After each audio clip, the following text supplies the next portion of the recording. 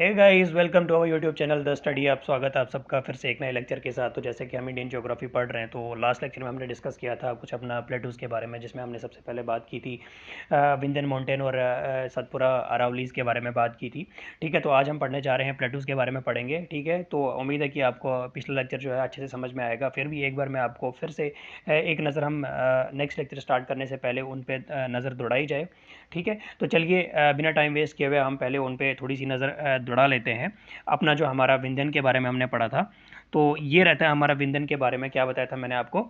Sorry, ये मैंने erase नहीं किया हुआ है। मैं आप एक बार इसे इरेज करके दोबारा से आपको दिखा देता हूँ अच्छे से।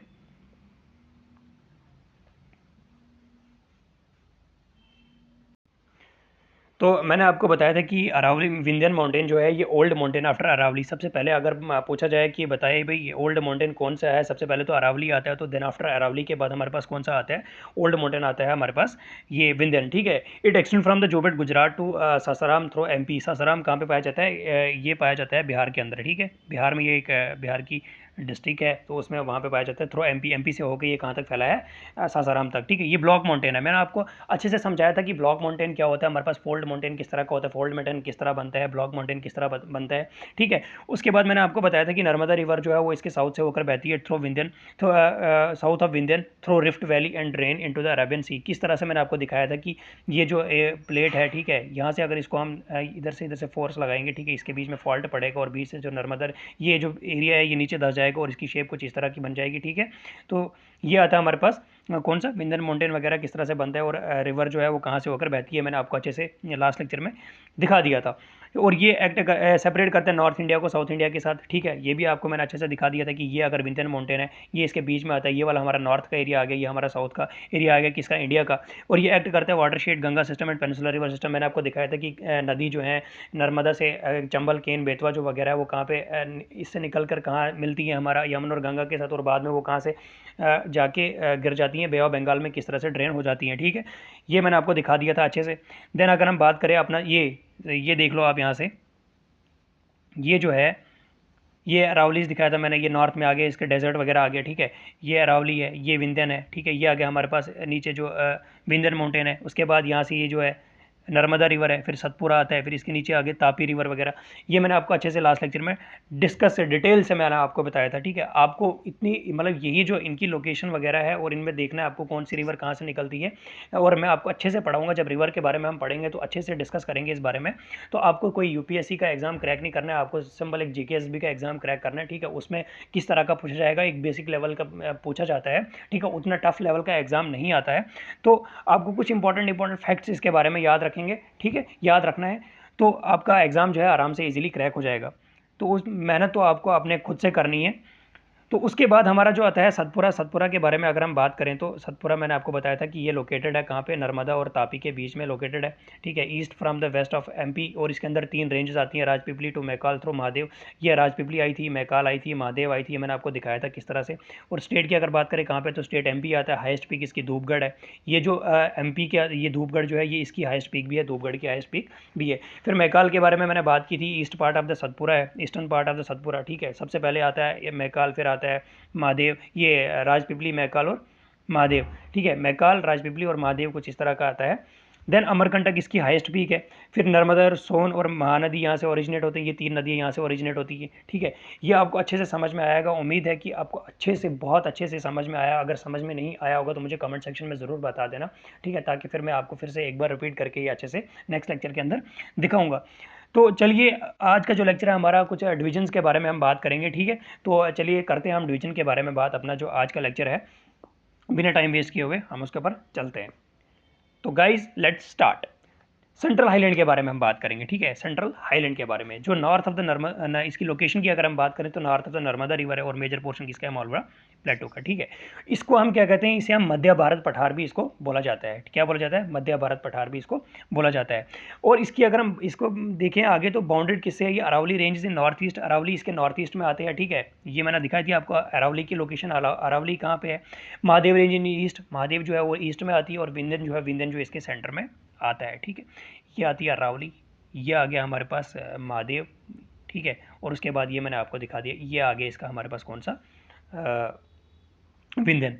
ठीक है। उसके बाद क्या बोलता है कि Malwa plateau is located in MP and Chhattisgarh is made up of igneous rock किससे बना हुआ है, कहाँ पे लोकेटेड है, कि एमपी और छत्तीसगढ़ में लोकेटेड और बना किससे, इग्नियस रॉक से है।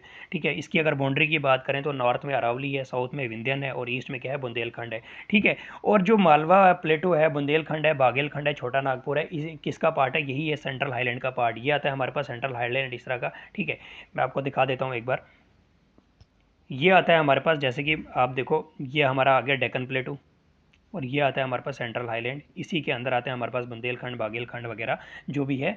मालवा प्लेटो आता है, छोटा नागपुर पार्ट आता है, वो सारा इसी के अंदर है। ठीक है। उसके बाद मैं आपको बता देता हूँ। हाँ। तो नेक्स्ट अगर हम बात करें इसकी, तो इससे पहले मैं आपको बता देता हूँ कि ये किससे बना हुआ, सैंडस्टोन से बना हुआ पुराना जो ओल्ड रॉक है। ठीक है। कंपो किसे with rounded hills compose of sandstone, thick forest grows here. ठीक है। कौन से फॉरेस्ट ग्रो होते हैं, थिक फॉरेस्ट यहाँ पे ग्रो होते हैं। ईस्टवर्ड एक्सटेंशन की बात अगर करूँ तो लोकली बुंदेलखंड और बागेलखंड है। ठीक है। Eastern end of the central highland है। ठीक है। ड्रेनेड इससे होती है सुवर्ण रेखा और दामोदर रिवर जो है यहाँ पे ड्रेनेड होती है। ठीक है। ईस्टर्न एंड में छोटा नागपुर प्लेटू है। कहाँ तक है, साउदर्न बाउंड्री ऑफ गया डिस्ट्रिक्ट बिहार तक है। ठीक है। दामोदर रिवर फ्लोज इन छोटा नागपुर प्लेटू। ये जो रिवर है दामोदर, ये कहाँ से फ्लो होता है, दामोदर छोटा नागपुर प्लेटू से। और किसके लिए फेमस है, famous for the coal belt. ठीक है। उसके बाद क्या बोला जाता है कि उसके बाद आता है हमारे पास डेक्कन प्लेटू। ये आता है हमारे पास डेक्कन प्लेटू। ये देख लो, द पेटलैंड फाउंड इन द छोटा Nagpur प्लेटू have deposit of mica और बॉक्साइड यहाँ पे पाए जाते हैं। देन उसके बाद आता है हमारे पास छोटा नाग ये सॉरी डेक्कन प्लेटू। डेक्कन प्लेटू की अगर बात करूँ, ये मैंने आपको दिखा दिया कि ये आता है हमारे पास डेक्कन प्लेटू। ठीक है। कौन सा आता है, डेक्कन प्लेटू। ये कौन सा मैंने आपको बताया था, सेंट्रल हाईलैंड। इसके नॉर्थ ईस्ट में मैंने आपको दिखाया था अरावली, विंध्यन वगैरह जो सेंटर में आता है इसके। ठीक है। ये आप अच्छे से देख लेना। तो डेक्कन प्लेटू की बात अगर करें हम, तो डेक्कन प्लेटू जो है south of the Narmada river. ठीक है। नर्मदा रिवर के साउथ में, अगर मैं आपको बताऊं कि नर्मदा रिवर कहाँ पे है, ये आप मुझे बता दो, नर्मदा रिवर कहाँ पे है, जल्दी से बताइए कहाँ पे है Narmada river. Bounded by the east में आता है ईस्टर्न घाट। ठीक है। वेस्ट में आता है वेस्टर्न घाट। ये देखना आप, ये आ गया हमारे पास वेस्टर्न घाट, ये आ गया हमारे पास ईस्टर्न घाट। ठीक है। ये जो एरिया है वेस्टर्न घाट का है और ये एरिया जो है ईस्टर्न घाट का। नेक्स्ट लेक्चर के अंदर हम डिस्कस इन डिटेल्ड हम पढ़ेंगे अपना ईस्टर्न घाट और वेस्टर्न घाट अच्छे से। तो ये आप अभी इसके फिलहाल के लिए ये देख लो कि ये अभी हम डेक्कन प्लेटू पढ़ रहे हैं। ये आ गया हमारा डेक्कन प्लेटू और यहाँ पे ईस्ट में कौन सा, वेस्ट में आता है वेस्टर्न घाट और ईस्ट में कौन सा आता है हमारे पास, ईस्टर्न घाट आता है। ठीक है।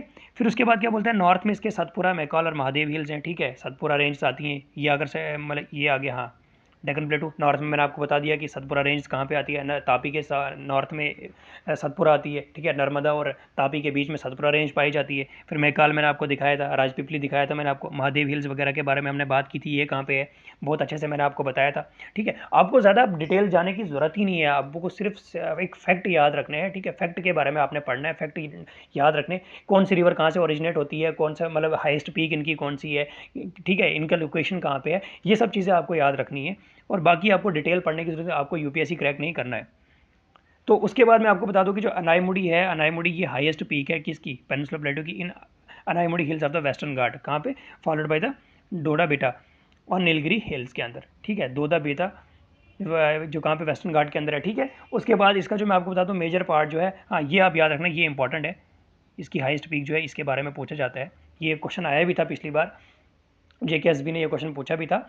तो ये आप याद रखना, पीक्स के बारे में आप बहुत अच्छे से इन चीज़ों पे बहुत ध्यान से फोकस रखना, इन चीज़ों पे अच्छे से याद रखना कि कौन सी पीक्स किसकी है, हाईएस्ट कौन सी है। ठीक है। लार्जेस्ट कौन सी है, ये सब आप याद रखना अच्छे से। और major part of the MP, Maharashtra, western Andhra Pradesh along with the part of Karnataka, Tamil Nadu जो है, ये सारा किसका आता है, ये किसके अंडर आता है, डेक्कन प्लेटू के अंदर आता है। ठीक है। उसके बाद में एक और बात बता दूं आपको, जो कृष्णा रिवर है वो ऑरिजिनेट होती है कहाँ से, महाबलेश्वर से। ठीक है। जो किसकी मेजर पीक है, वो शायदरी की मेजर पीक है। ठीक है। और ईस्टर्न पार्ट जो है प्लेटो का, उसे क्या बोला जाता है, विदर्भा। क्या बोला जाता है, विदर्भा। ठीक है। क्या बताया मैंने आपको, कृष्णा रिवर वो कहाँ से ओरिजिनेट होती है, महाबलेश्वर से। जो किसकी हाईएस्ट पीक है, शायदरी की। ठीक है। मेजर पीक है किसकी, शायदरी की। और ईस्टर्न पार्ट जो प्लेटो का, उसे हम क्या कहते हैं, उसे हम कहते हैं विदर्भा। ठीक है। तो उम्मीद है कि आपको ये लेक्चर अच्छे से समझ आया होगा। कैसा रहा आज का लेक्चर कमेंट सेक्शन में ज़रूर बताना, ठीक है। और चैनल को सब्सक्राइब करो यार, बेल आइकन को प्रेस करो, ठीक है। अपना प्यार दिखाओ, कमेंट करो, वीडियो को शेयर करो, लाइक करो, ताकि हमें भी मोटिवेशन थोड़ी मिलती रहे, ठीक है। आपके लिए इतनी मेहनत करते हैं, आपको पता ही है कि कितनी मेहनत लगती है स्लाइड्स बनाने में, फिर रिकॉर्ड करने में। तो इसी तरह से नेक्स्ट लेक्चर में हम बात करेंगे अपने ईस्टर्न घाट और वेस्टर्न घाट के बारे में। उसी के साथ हमारा जो ये मतलब है ये ख़त्म हो जाएगा। देन हम उसके बाद स्टार्ट करेंगे अपना जो भी है ट्रांसपोर्ट सिस्टम आता है, या फिर क्लाइमेट के बारे में हम बात करेंगे, या फिर रिवर के बारे में बात करेंगे, ठीक है। तो बता दीजिएगा कैसा रहा आज का लेक्चर। तब तक के लिए बाय बाय, टेक केयर, अल्लाह हाफिज़।